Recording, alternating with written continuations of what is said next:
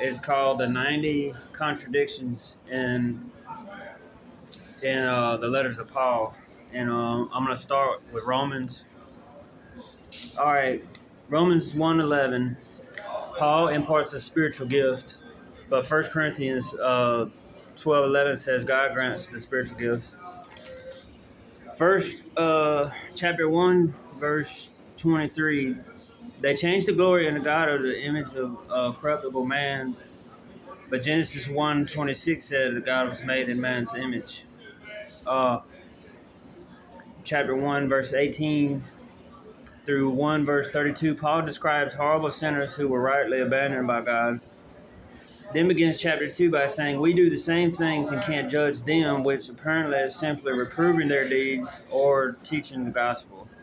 Chapter 2, verse 1, you do the same things who judgeth. Chapter 6, verse 1 says, we no longer sin. No judging also conflicts with chapter 2, verse 19 through 20. Chapter 2, verse 16, and chapter 16, verse 25 says, my gospel, when it's actually Jesus' gospel. Chapter 3, verse 1 through 2, Jews are slightly better. Chapter 3, verse 9, Jews are not better. Chapter 3, verse 4, let every man be a liar. Revelations 21:8, liars go to hell. Chapter 4, verse 1, he calls Abraham father. Jesus said, don't call anyone father. Make sure it's recorded. Chapter 4, verse 2, not justified by works, conflicts with Philippians 4:18, also verses that say charity covers a multitude of sins, and it also goes against following Jesus' commands, which is an actual work. Chapter 4, verse 19, Abraham considered not his or Sarah's body. Genesis 16:2, he believed Sarah would not conceive. Chapter 4, verse 10 says he was reckoned pre-circumcision. Fucking phone keeps vibrating. Pre-circumcision. Genesis 17:12, circumcision is instated. Then Genesis 22:15 through 8, he passed the test post-circumcision. To be fair, 15 verse 6, it says he believed and was counted as righteous, but I don't think that's when he passed, when he was reckoned. 5 verse 14, even to them that have not sinned, those contradicts chapter 3 verse 23, for all have sinned. Chapter 8 verse 28, all things work for the good of them that love God and are called to his purpose. Should be only who are called to his purpose. It talks about predestination 2 verses later. Everybody who loves God ain't going to heaven, you know.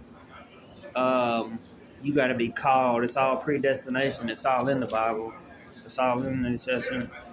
Chapter 8:31, if God be for us, who can be against us? Matthew 10:16 says, Jesus sent us as a sheep into the wolves. Jesus said the world will hate you because you are not of this world. All right. Chapter 8, verse 38 through 39 suggests principalities, nor powers, nor things present or to come can separate us from Jesus. Hebrews 6:4 through 6, our own will can separate us. 9:15, God apparently shows favoritism and has mercy on whom he wishes. 9 verse 3 conflicts with all Israel being saved. 11:26. 9:20, who can ask God, why hast thou made me this way? I ask all the time. 10:14, how shall they believe on him who they've not heard? Chapter 1:20, they are without excuse. They should have known by God's invisible attributes. 13:1, the powers that be are ordained of God. This obviously doesn't count for many current world leaders. 13:4, if thou do evil, be afraid of vengeance from a higher power. 12:17, repay no man for evil. Let the one without sin cast the first stone. 13:8, owe no man anything. Matthew 5:42, turn down not a borrow. 14:3 conflicts with Acts 10:15. 14:10, why dost thou judge thy brother, or set it not thy brother? 1 Corinthians 5:11, don't eat with brothers, with evil brothers, and 2 Thessalonians 3:6. 14:14, to him that is unclean is unclean. This contradicts, lean not on that own understanding, and also work out your own salvation. 15:18, for I will not dare speak of anything of those things Christ has not wrought by me. 1 Corinthians 7:6 and 7:12, I speak not of God, but of myself. And then there's probably isolated incidents, but there's still contradictions. All right, that was the end of Romans, and now we're in 1 Corinthians 1:27. God chose foolish things to confound the wise. Make sure I'm still recording. God is not the author of confusion. No one has seen heaven. In Revelation, John saw heaven in 21:10. 3:6 could not speak to you in spiritually, but carnally. But in 2:7 it says, we speak the wisdom of God in mystery, even the hidden wisdom. 2 verse 16, we have the mind of Christ to be instructed by God. But chapter 3 verse 1, ye are not able to bear meat, but milk only. Chapter 3 verse 10, I have laid the foundation, another buildeth on. Romans 15:20 apparently forbids building on others' foundation. Chapter 5 verse 3 through 4, Paul appears to be more than human, and verse 5 makes no sense at all. You gotta paint you gotta put lipstick on a pig to make it make any sense. I gotta watch out for the police. All right, where was I?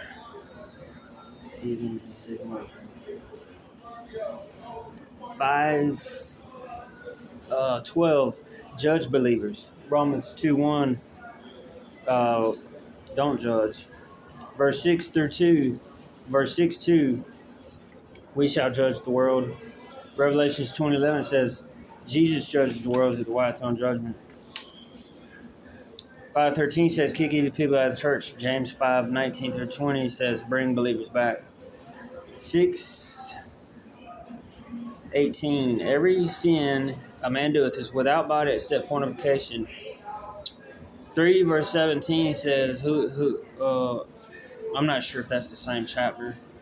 I shorthand these and try to use memory to remember what I've written. Whoever defileth the temple will be destroyed. This can be done in many other ways besides fornication. Chapter 7 verse 13, stay married to an unbeliever. 2 Corinthians 6:14, do not be equally yoked with a non-believer. Chapter 7 verse 18, circumcision confliction with Acts chapter 15. Chapter 7 verse 40, Paul said, I think also I have the Spirit of God. 2 Corinthians 5:5 said God gave us the earnest of the Spirit. Chapter 10 verse 13, God will not allow you to be tempted beyond what you can bear, but will also make a way to escape. In roundabout way suggests he is a tempter, although it is written, don't say you are tempted by God. All right. Chapter 10 verse 20, don't eat food sacrificed to idols.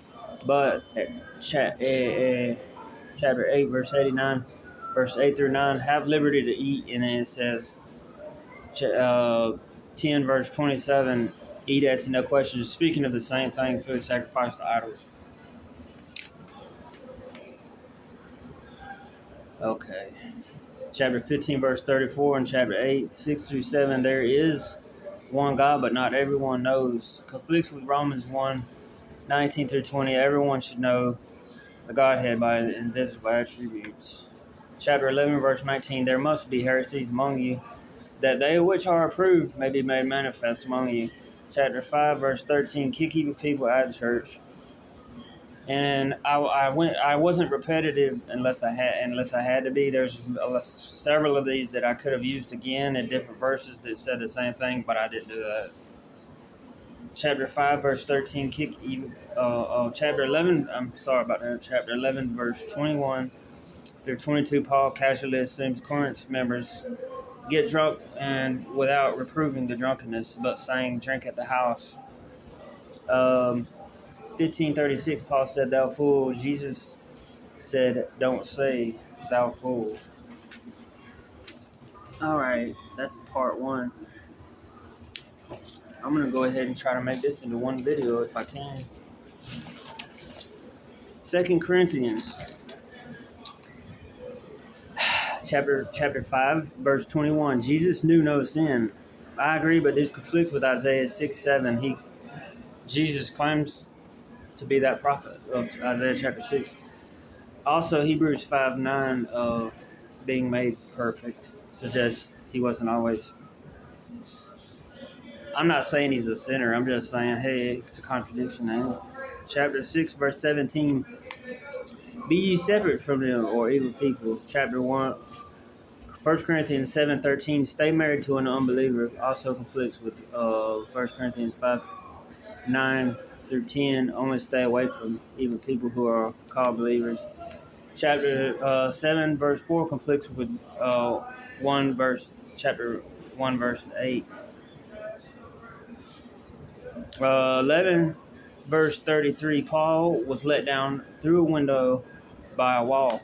Acts 9:25 does say by a wall, but does not mention a window. 12, verse 6, I shall not be a fool. 11, verse 1, bear with me in my folly, which is foolishness. 12, verse 21 suggests a believer must repent of sins regularly, conflicting with all things are lawfully but not expedient, which he speaks of in Romans, I believe. I don't have Google to do any of this crap. All this, it's very hard for me to get on the phone. I need my own phone. I need someone out there to help me get it. I got so much stuff that I have to offer the world, I feel. Chapter 13, verse 9, he says he's glad when he is weak and we are strong. If Jesus says Paul's weakness, his strength is made perfect, shouldn't he want us all to be weak? Galatians, part 1. Galatians, page 1. It's not that long. Chapter 1, verse 17. This one is the main one that just really messed me up in the head when I read it, and I just couldn't. All right, chapter 1, verse 17 in Galatians. Neither went I up to Jerusalem to them which were apostles before me. Directly contradicts Acts chapter 9, verse 26 through 28. Immediately after descending the wall, I'm paraphrasing, he went to Jerusalem and joined with the disciples. Make sure I'm still recording. 13. All right. Chapter 2, maybe that can be explained. I don't know. I would like to see it explained. Chapter 2, verse 3. His Greek acquaintance Titus was not circumcised. So why did he circumcise the man in Acts? Chapter 2, verse 7. The gospel of the circumcision was committed unto Peter. Paul also claimed that he was the preacher to the Gentiles. Chapter 3, verse 28 says there's no difference between Jews and Gentiles, as well as Acts 15:9. Chapter 3, verse 19, the law was ordained by angels. Acts 15:10 says no one could fulfill this law. So why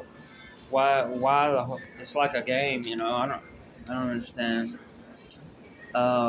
Where did Samuel and Moses? I wrote, how did people get to heaven if the law was bad? All those people went to heaven. Samuel and Moses and all them. All right, Ephesians chapter 1, verse 5. God predestined us for his will. This discredits our own free will. I completely don't believe in free will anymore. Chapter 1, verse 8. He abounded toward us in all wisdom. Says elsewhere that he hid wisdom. He hid from the wise and revealed unto babes. Chapter 1, verse somewhere in the gospel. Chapter 1, verse 10. So God can bring together all things in Christ. Contradicts Romans, which paints the picture of all Jews being collateral damage for the last 2,000 years. And if that's not the case, Paul wouldn't have offered his own salvation to save them. He said they're lost plenty of times. Chapter 1, verse 22, all things are under Jesus' feet. Hebrews 2, verse 8, and 1 Corinthians 15, 25 suggests all things aren't under his feet yet. Verse 5, verse 21, submit in fear of God. And Philippians 2, verse 12, fear and trembling. God hasn't given us the spirit of fear, says 2 Timothy 1, 7. Chapter 5, verse 31 conflicts with 1 Corinthians 7, 8. Chapter 6, verse 5, servants, obey your masters. I could have used this one a bunch. He said it a bunch. And in the wine and all that, I only used that one time. Like I said, to my credit, I wasn't repetitive. I could have got 120 contradictions if I wanted to. Jesus came, all right. Jesus came to free the captives, not so we can live happily in bondage. How can we owe no man if he has us bound as a servant? Galatians 5:3, let us be free. Chapter 4, verse 26, be angry, but sin not, contradicts Galatians 3, verse 8, Galatians. I don't have my Bible here. I got COL period. I think it's Galatians. That's embarrassing. Chapter 3, verse 8, also.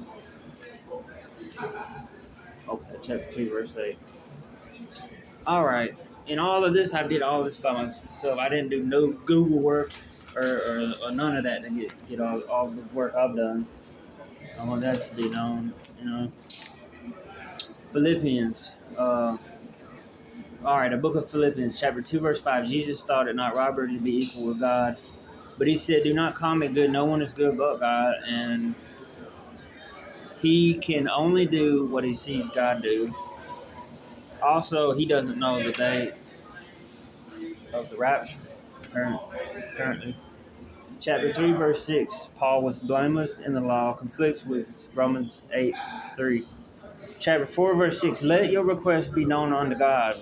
Matthew 6:8. Instead, say the Lord's Prayer. Chapter 4, verse 19. My God shall supply your needs. How can you speak for God? What about all the people that starve to death every day who read this in hope? Chapter 1, verse 23. Preach to every creature. He didn't preach to animals. Why would you say creature? All right. We got 2 more pages left. Chapter 1 Thessalonians, chapter 2, verse 16 conflicts. Oh, that was Colossians, by the way, chapter 1, verse 23. 1 Thessalonians 2, verse 16 conflicts with Romans 11:32. Chapter 2, verse 6, we sought not glory. Chapter 2 Thessalonians 1, verse 4, we glory in you. And 2 Corinthians 12:9 says, he will glory in his infirmities. Romans 11:13, I magnify mine office. All right, chapter 3, verse 3 conflicts with Colossians 4:18. 2 Thessalonians, chapter 3, verse 12, work for your own bread contradicts work for another's wealth. Chapter 1, verse 9, will be punished from the presence of God, when Revelation 14:10 says, in the presence of the angels and God, you'll be punished. Chapter 1, verse 12, wrongly groups all non-Christians as people who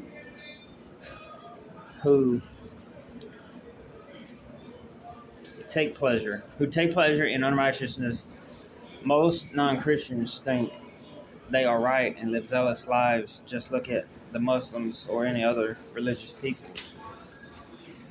All right, 1 Timothy, chapter 2, verse 4. Who will have all men be saved?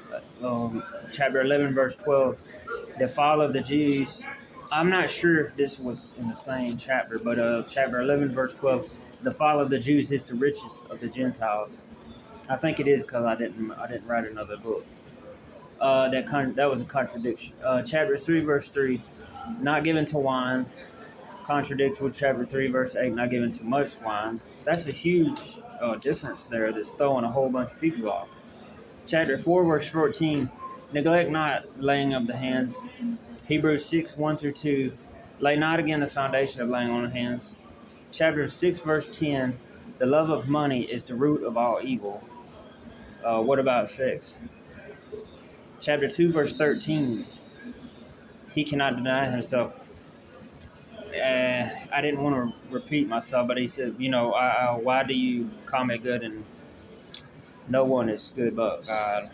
It's kind of a denial, isn't it? Also, Jesus will return the kingdom back to God. Chapter 4, verse 1, if he judges in Revelation 20:12, as mentioned in 4:1, why are the judgment seats set out in Revelation 24, 1,000 years prior? Titus, chapter 1, verse 2, God cannot lie. He can't lie, but he did change his mind a few times. I'm not saying it's a bad thing, but we were made like him in the Garden of Eden, We're like, he changed his mind too. Chapter 2, verse 15, even though it directly says he doesn't, somewhere in the Bible, I forget. Chapter 2, verse 15, let no man despise you. Jesus said, if they treated the leader like this, imagine how they'll treat you, and bless those who curse you. They rejoice being counted worthy to suffer for Christianity. So, feed your enemies. It's all in there to just let them even. All right, 21. Even Paul said when he was telling you not to go to a lawyer, can't you just take one? Take something wrong. Philemon, I read it as many times trying to find something, and the only thing I can get is he appears to show favoritism to Onesimus. Hebrews 1, verse 1 discounts modern day prophets. Chapter 4, verse 45 speaks of two different places, although they're both in the book of Moses. They're a little separate. Chapter 6, verse 4 through 6, apostasy conflicts with James chapter 5, verse 19 through 20, and 2 Thessalonians 3, 14 to 15. Chapter 10, verse 4, was not possible for the blood of animals to remove sin. I'm going to try to make another video talking about Lucia Diaz. I just wanted to add that. You watch that too. Conflicts with many verses, including Job 42, 7 through 9. Chapter 11, Sarah had faith in him who promised. Genesis 15:4, Abraham was promised a son. Then Genesis 16:2, Sarah persuaded him to impregnate Hagar. Then Genesis 18:15, Sarah laughed at the promise. All right, I didn't add this when I read it, but I went back and read it because I wrote it because I needed 90. And all scriptures from God is a careless statement. Where's the Apocrypha then? That was scripture. But check it out, all my writings. Let's see if the camera will flip around. Just piles and piles. I just read all that too. I've got so much more, and I'm about to make another video and talk about her.